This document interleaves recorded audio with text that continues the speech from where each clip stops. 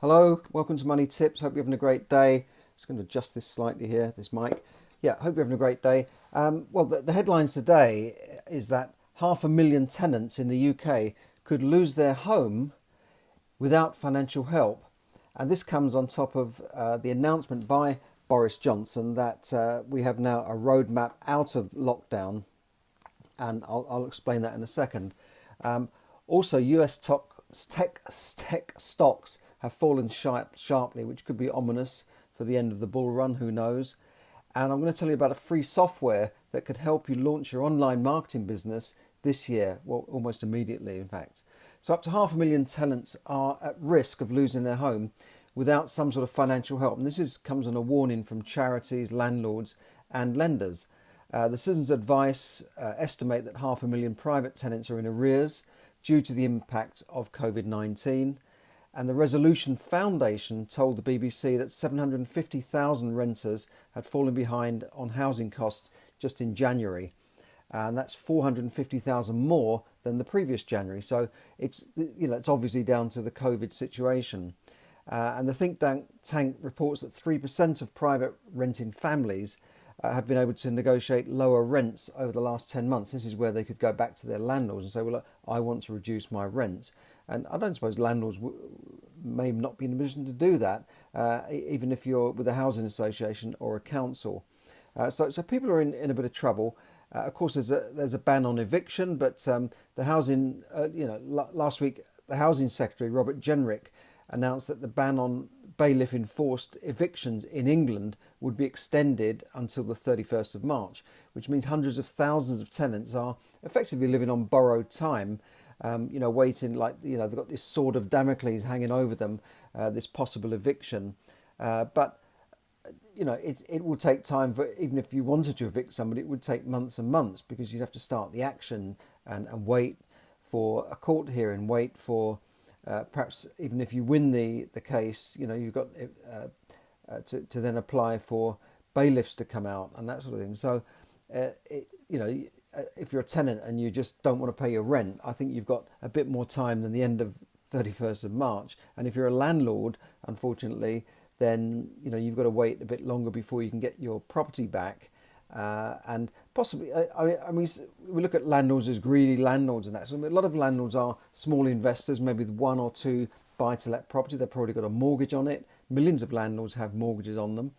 And maybe they're in arrears as well, or they can't afford to pay their mortgage without rent. A lot of landlords might be a retired person with one property that they rely on for income, for their pension. Because pension rates and interest rates are so low at the moment, you get less than 1% on your money. So they're probably relying on this to live on. So not all landlords are big companies, driving around in Rolls Royces. So millions of buy-to-let landlords, as I said, have mortgages. And we'd be interested to see what happens to those people as this all sort of rolls out. I heard today that a guy bought a property off of a distressed landlord who had tenants who were not paying, and he bought the property. That means the landlord was so worried about the situation that they just wanted to get rid of the property because they've got tenants in there, they're not paying. They can't even think ahead about how to get rid of tenants who are not paying. Now, fortunately, I've been lucky with my tenants, but some people are genuinely in a position where they can't pay. I've heard from other landlords that say the tenants could pay their rent, but have just decided not to because they could go on to benefits and Universal Credit could pay the rent for them. But, a lot of people have slipped through the net during this lockdown. They're not getting the help they need, and we know that. So it'd be interesting to see what happens there. Now, Boris Johnson yesterday announced the roadmap out of lockdown, but there's little cheer for some sectors, including hospitality and travel, which are basically going to lose out on the Easter trade, and some businesses will not be able to fully open for months ahead.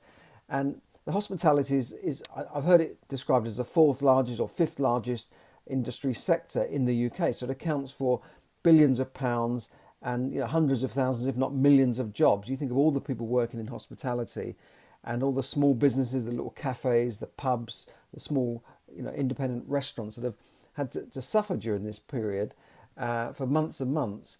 And some of them would have hoped that the lockdown would end quicker and they could get back to business much faster. So it'd be this will be done in stages, basically, and I won't go through everything in detail because I'm going to put it on the blog and on Money Tips Daily, and you can see it on Facebook as well. But there'll be stages from like stage 1 from March the 8th, basically with children going back to school, 2 people being allowed to meet outside and have a coffee or a picnic on a park bench. You try finding a park bench, and I was out at the weekend in the park and I saw 6 and 7 people walking around together, and didn't seem to bother anybody. Toilets around the London area seem to be permanently closed. They've got big chains on them, so even if you go out, make sure you're covered in that respect. But one nominated person can visit a care home, they say, but then we know you can apparently hold someone's hand, but you can't cuddle them. I mean, it's just like, some ways you couldn't make this stuff up. And already families have said, well, if I've got my mum in a care home and there are 2 or 3 of us in the family, then you can only nominate one person to go and visit, and then what? What about the others? It's just crazy. But schools will reopen. Schools have been open for parents of for children of parents who are considered key workers. And they have this saying "key workers" as if only people working in hospitals or care homes or NHS are key, but other workers are key to somebody. Otherwise, they wouldn't be employing them. And then there'll be a review after Easter for university students. And there's more there on the website, so I won't go through everything. But then the next stage, or the next phase of stage 1, is March the 29th, when people will be allowed to meet outside with one other household or within the rule of 6. The stay-at-home rule ends. At the moment, there is a rule that we should stay at home, but the government will urge people to not only go out where it's necessary. Outdoor sports facilities will open, golf courses, tennis courts, basketball. Again, a lot of people would consider that golf is very safe, and why couldn't that open now? I mean, two guys on a golf course, 2 women on the golf course, mainly of the sort of older variety, I'd say, walking round. I can't see how that is a risk. It's certainly less risky than going into a supermarket nowadays, where a lot of people walk in without any masks. Indoor sports facilities will, I said outdoor sports, but not indoor sports facilities. Some outdoor organised sports events will reopen. Parents of children's group can return. So that's the next stage there. Weddings attended by up to 6 people can take place. But then what about the hospitality? That's a period around Easter, and yet all shops, and at the moment supermarkets and essential shops are supposed to be able to open, but all shops will be only allowed to open then from stage 2, which is from the 12th of April. And then, I mean, again, they're calling these non-essential shops, but I would have thought if you're a parent and you've got growing kids who need new shoes, then a shoe shop is quite essential, I would have thought. And there's an anomaly that shops like Argos and Tesco's are allowed to sell non-essential items to people, whereas the shops who are just a shoe shop or just a clothes shop have all had to be shut. And then their staff are on furlough, being paid for by taxpayers, you and I, if you happen to be a UK taxpayer. That's a bit of an anomaly, and I'm sure the shops will be disappointed that they're not allowed to open until the 12th of April, as are restaurants and pub gardens, who then will be allowed to open from the 12th of April, and pubs will be allowed to serve alcohol. Well, that's good news, because that's where they make most of their money, but only to customers sitting outside. Now, we've had pub bodies on talking about this and saying, well, only a small percentage of pubs actually have outdoor pub gardens, beer gardens as they were called. And what about the pubs in the cities, town centres, where there's no outside facilities, or they can only put a couple of tables outside? Pubs can't run on, 10% of their trade or 10% of their capacity. And pubs have been stopped from even serving takeaway alcohol all this time, really, since Christmas, which has killed the trade. A lot of pubs are just going to close down, as are a lot of restaurants. Gyms and spas will be allowed to open, hairdressers, beauty salons, I suppose nail bars, and UK domestic holidays will be permitted. At the moment, people in the UK are banned from going on holiday. It's illegal, but people can come into the country and spread their germs. That's okay, and that's been going on for about a year. But it's illegal for me to even go on holiday to Southend or I certainly can't get on a plane anywhere to go on holiday. But self-contained accommodation for people who are in that market can reopen by use of members of the same household. I don't know how this is going to be policed, but children will be allowed to attend indoor play activities. Zoos and theme parks will be allowed to open. Again, they could have done with the Easter trade, could they not? Zoos. I mean, the time you want to go to a zoo is on a weekend where it's holiday weekend. They could have really done with that, or the children's holidays during the Easter break where children are on holiday. That's the time the zoos and theme parks needed the trade, and they're losing out on this. It's a key part of their year. And drive-in cinemas can reopen. I mean, have you ever seen a drive-in cinema in the UK? I haven't. I see them on old movies, in Hollywood movies, but from the 1960s. But I don't know of any. You tell me if there's a drive-in cinema anywhere near you. And libraries and community centres can reopen. Weddings can be attended by up to 15 people. I mean, this is so confusing. People, we've got 10, we've got 6, we've got 15. No. Anyway, then there's stage 3, 17th of May. People can then attend, meet in groups of up to 30 outdoors. 6 people can meet indoors. Pubs and restaurants and other hospitality venues can seek customers indoors. Well, hallelujah. From the 17th of May, they'll be actually probably getting back to more or less full capacity, but then they'll be subject to social distances. Can they put all their tables out? Up to 30 people can meet to celebrate weddings or other life events like christenings and probably funerals and that sort of thing, I suppose. And remaining outdoor entertainment such as outdoor theatres. I mean, how many outdoor theatres are there? And cinemas, outdoor cinemas. I mean, I know of one outdoor theatre in Regent's Park in London, but that's all. Again, the theatres are losing out on massive amounts of business. Indoor entertainment such as museums, theatres can open, but these will obviously be subject to limits. And I put the limits up here. For indoor events, half capacity or 1,000 people. Larger events up to 40,000 capacity can only allow 10,000 people to attend. So if you're going to a concert and at the O2, only 10,000 people can attend. Well, are they going to ramp up the ticket prices to make money for the event, for the venue and for the artist? I don't know. Hostels, hotels, hostels and B&Bs can reopen. International leisure travel will resume no earlier than the 17th of May. Adult indoor sports and exercises classes will open up again. So people can't go on international holidays until the 17th of May. Then there's a talk about this so-called vaccine passport that maybe airlines are going to insist on or other countries will insist on, but they are reviewing whether we need one within the domestic part of the UK. Like, do I need a vaccine passport to go and buy a loaf of bread? That's under review, and I hope that will not come in personally. Now, there's even another stage, in case you're confused by now. Stage 4, from the 21st of June, all legal limits on social contact will be removed. So up until that point, restaurants and pubs will still be restricted because they'll have to keep people apart.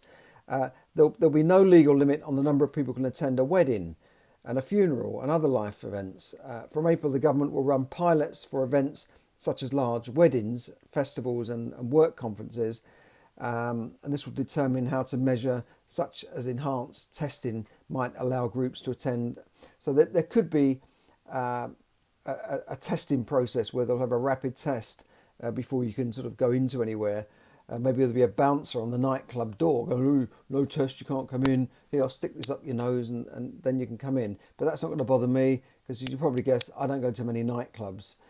So I don't know about you, but nightclubs will be allowed to reopen from the 21st of June. I laugh about this, but this is a big sector of the nighttime economy because I don't know many daytime nightclubs, but it actually generates billions of pounds for the hospitality sector.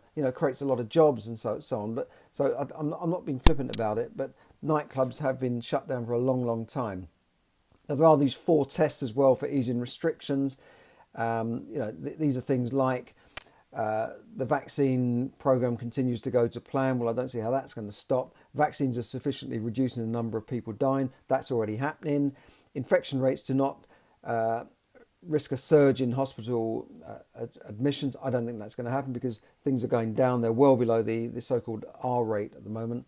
And new coronavirus variants do not fundamentally change the risk of lifting restrictions. So will there be another variant that will throw a spanner in the works? We shall have to see. If you want to see full details of that, the BBC News website, I'll put a link up here, but the BBC News website is very useful for that sort of thing. Now, the other news is that US tech stocks, these are stocks on the NASDAQ index, have fallen sharply for the second day. When I say sharply, they've fallen by a few hundred points here and there. It's still a drop.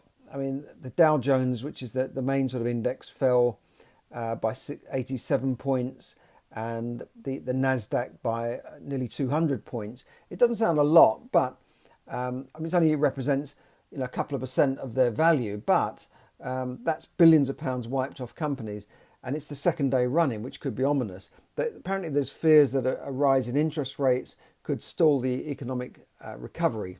We shall have to see. Could it be the end of a bull run? Could we start seeing things drop? Who knows? It was about this time last year when there was the last drop. But we have had this massive bull run, particularly since last year, which is a bit unrealistic considering we're in the worst recession for 300 years, and companies are going broke, and people are not out spending money. But the markets have nevertheless been rising, and they've been on this, apart from last year's dip, they've been on a sort of 10, 12-year bull run going up. So a lot of people are predicting that this is the year when the stock markets will crash, or there'll be a large correction. We shall have to see. Other people are saying no, the bubble is going to continue on for the time being. But we know that things are tough out there, and yet the market kept going up, partly due to the amount of money that's been printed, the amount of money that's been pumped into the economy by Bank of England, the European Union Central Bank, and the Federal Reserve. And then you've got the new President Biden saying he'll print nearly $2 trillion into infrastructure to get the US economy back up and running again. So who knows? I mean, that's going to eventually will cause inflation, and that money will have to be paid back at some stage. We've got a budget coming up in the UK next month, 3rd of March. So will taxes go up for landlords? Will taxes go up for investors? Will they hit people who've got some money, some savings? The soft targets, if you like, we shall have to see.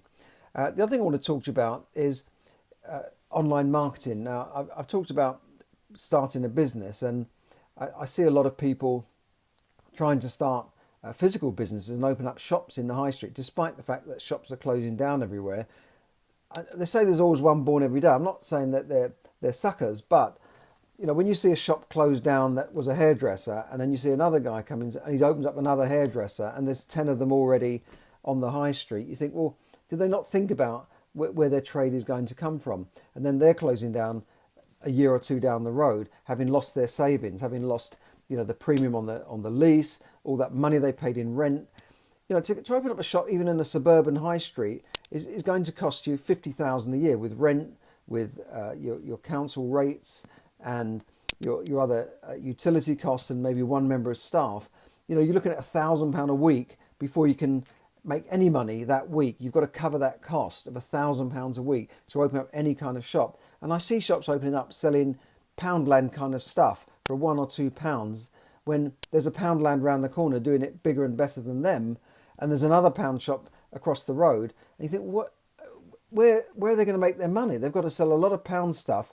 Got to sell 1,000 of them just to break even that week. So I don't understand it. When you could open up a business online, you could open up a business completely online. There's lots of ways of doing it, but the thing that stops people doing it and stalls them doing this is, how can I get a website together? How can I build a website? Now, I've been on courses before where they say go and set up a WordPress website. It's free, it's easy. Then you open it up, and then you think, what do I do now? And then you've got to bring in a plugin or a theme. You think, well, whatever they are. And then you've got to pay for this and pay for that. Then you end up using the developer who doesn't quite get it the way you want it to do, or doesn't even get it up at all. I've had this where I've hired developers in India and Pakistan and the Philippines, and they haven't quite done the work for me that I wanted to be done in the way I wanted it to be done. And then I've had sites from WordPress just crash, they've been corrupted, and they've had to start again, literally. So what do you do? Well, now there's a free software that's been launched to really help you get your online marketing business up and running. It's called GrooveFunnels, and it's a way of building your website or web pages without having to pay a developer, because it's simple to use. You've got templates there, and it's actually free for life, and you only pay if you want to then expand it further, or you want more than, I think, 3 sites. So you can get certainly up to 3 sites for free. And when you sign in, unlike these sites that say, well, sign in with a credit card, we won't take any money from you, but just put your credit card there in case. You think, oh, I'm a bit nervous about that, because it's very difficult to stop a credit card payment or a recurring credit card payment, which is even more difficult. So this one, you can set it up. You don't even need to put your credit card details in. So it's no games, no fine print, and it's free to start with. I don't think it's going to last forever. They're a newish company, about a year old, so they're trying to get themselves off the ground. And this is a simple way. Now, what is a funnel? A funnel is just like a funnel that you pour oil into a car. It's wide at the outside and narrow on the inside. With a funnel, you're pouring leads and prospects into a funnel, and some of those might buy, some of them might be interested, and then you provide them with more information, and eventually you get down to the bottom of the funnel, and some will become customers. And that's what a funnel is. It puts leads into to what you call a sales funnel, basically. But you can do this on a series of web pages. So the first page might be the offer, the next page is somebody might opt into something, the next page they might buy something.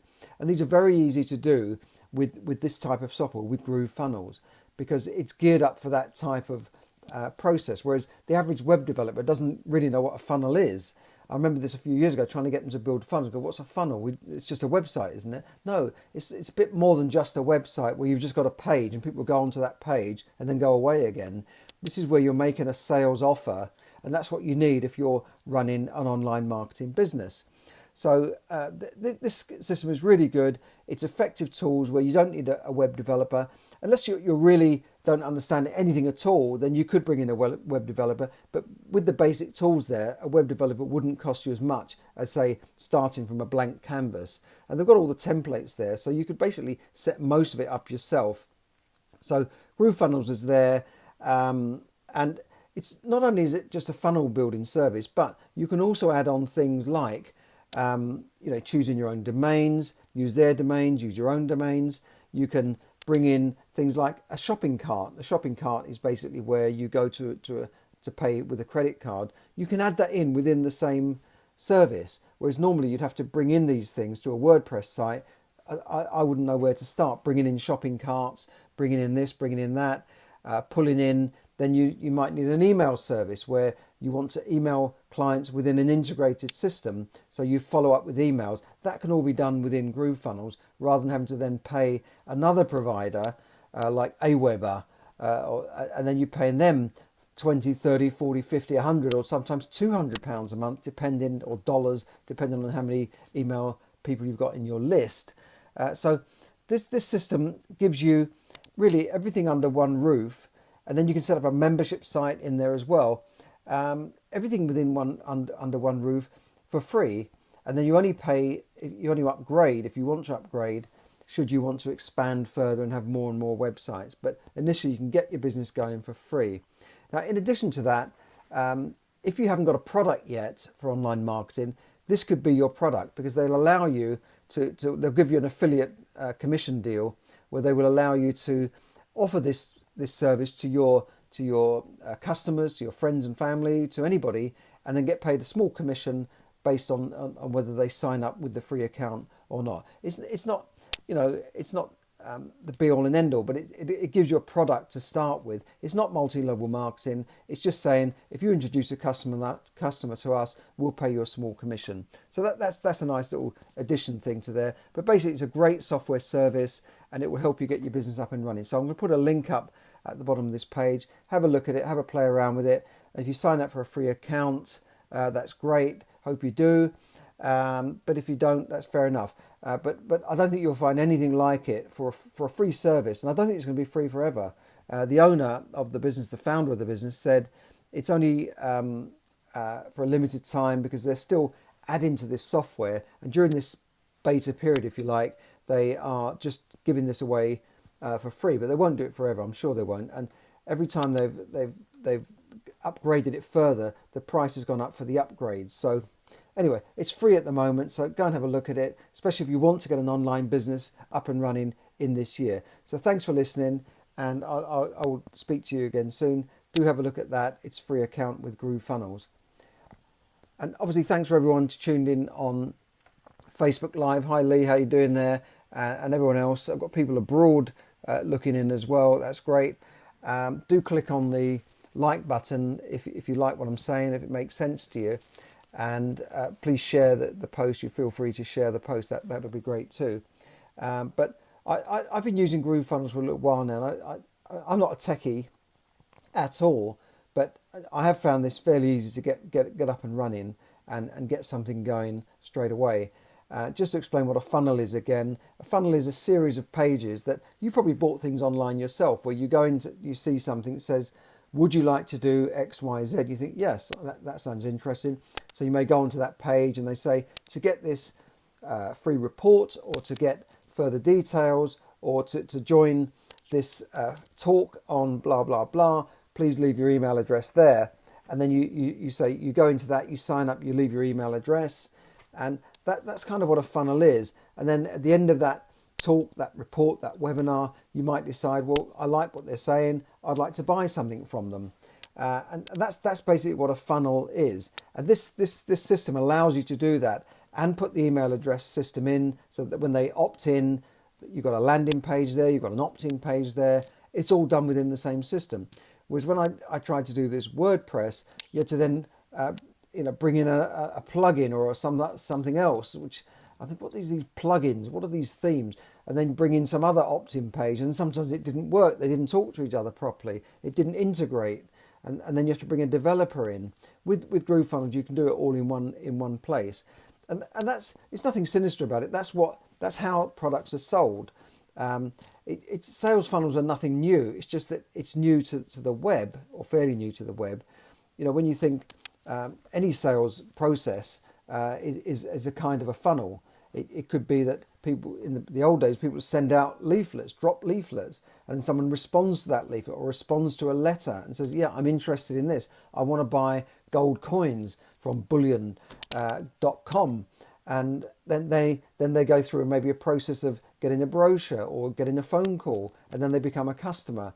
But if they stop advertising, if they stop bringing in leads to the funnel, their business would just grind to a halt. So this is the way of doing it online.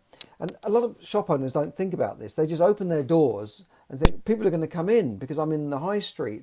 No, it doesn't really work like that. You've got to bring people in, and the clever shops, the shops that are surviving, like the Nexton, for instance, they'll have an online system where people are finding them online. And the shops that are surviving have integrated online with physical businesses, because they realise they have to get customers in the door, or they have to have a system where they're writing to people. Next started off as a catalogue provider, didn't they? They had a catalogue and they send out a catalogue. Same with Argos. Now Argos, if you search for buying a kettle, Argos will come up on the rankings. So they've had to adapt to the new world. It's no point in just opening up a shop, paying $30,000 a year rent, and just expecting people to come in the door, because that's the way you're probably going to lose your savings, unless you're one of the big companies that can afford to do this, and they've researched the market. They know that if they open up another Uniqlo in this high street, that they will make money from it. But even the big boys have suffered in the last year. Look at Debenhams, gone. House of Fraser, gone. Loads of other businesses just gone down the tubes, because they haven't adapted, or their model, their business model is just out of date. So you've got to be very careful, especially when you try and open a physical business. Why not try the business online first, and then if it becomes a raving success, then you might want to open up a shop. Apple didn't have any stores. They initially didn't launch their business through stores. So lots of companies are like that. They get going first, and then they may maybe open up stores all over the place. But I would say definitely, if you're new to online marketing, or you're trying to get maybe your existing business online and you don't quite know how, then I think GrooveFunnels is a great way of doing it, because you might have a business and you might have one of these blank say blank, but static websites that just say, look at our website. And when you go on the website, what do you see? You just see a load of boxes, and you might click on one or two. Maybe you don't find what you want, and then you go away. It's called a bounce rate, and 99% of people will probably bounce away. That is not going to get you any sales. That kind of website is not going to get you anywhere. It's just like a brochure, really. But the clever companies will have a landing page. They'll send people to a landing page where the landing page will say, would you like further details of this, that, and the other? If yes, give me your email address or give me your phone number, and we'll come back to you. That's a more proactive kind of web page, if you like. Whereas these standard kind of websites, and some of them are just useless websites. Even big companies have useless websites.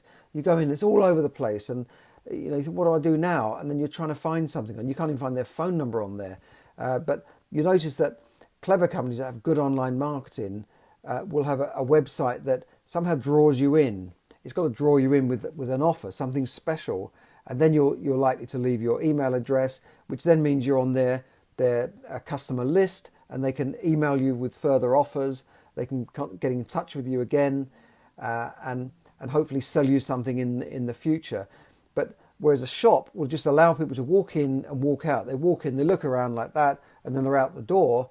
It's a bit like that with a website, isn't it? You go and look on the website, and then you're out the door. So you're never to be seen again, probably, because there are billions of websites all over the world. So that's why I'm recommending GrooveFunnels, because I think it's a way of getting yourself started, whether you're a new business, new to online marketing, or you've got an existing business. You could be a plumber, you could be an electrician, you could have a shop even, and you want to find a way of getting more people coming in the door in a way that your existing website is just not doing it for you. So thanks for listening. Have a great evening, and do check out that link at the bottom of this page and open up a free account and have a play around with it. Thanks a lot, and good night. Bye for now.